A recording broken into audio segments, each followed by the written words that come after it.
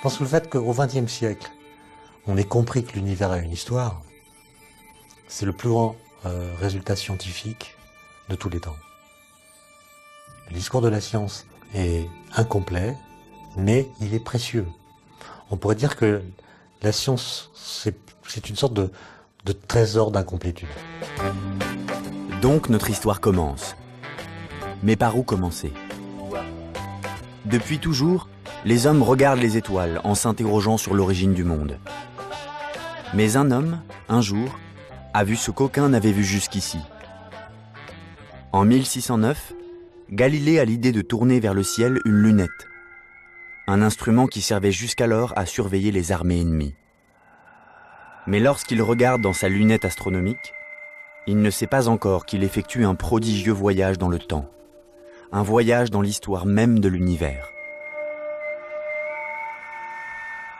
Ce que l'astronomie a découvert il y a quelques siècles, c'est que quand on regarde dans le ciel, on voit non pas l'univers tel qu'il est aujourd'hui, mais tel qu'il était dans le passé.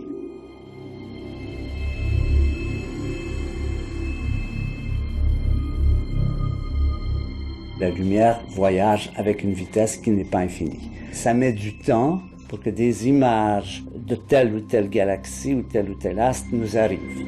Donc, quand on regarde cet astre, on le voit tel qu'il était au moment où cette lumière était émise, ce qui peut être 8 minutes pour le Soleil, ce qui peut être quelques années pour les étoiles qu'on voit à l'œil nu, ce qui peut être quelques milliards d'années pour les galaxies que l'on voit avec les télescopes. Do you think we can change the world?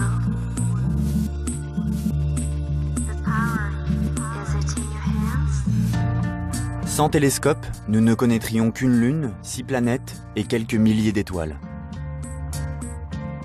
L'observatoire du Pic du Midi se situe à près de 3000 mètres d'altitude, dans les Pyrénées.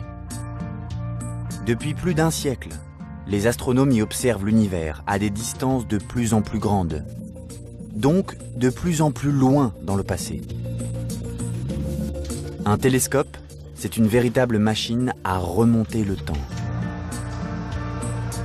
Et c'est ainsi qu'en sondant son histoire, les scientifiques ont découvert que l'univers est en évolution depuis plusieurs milliards d'années.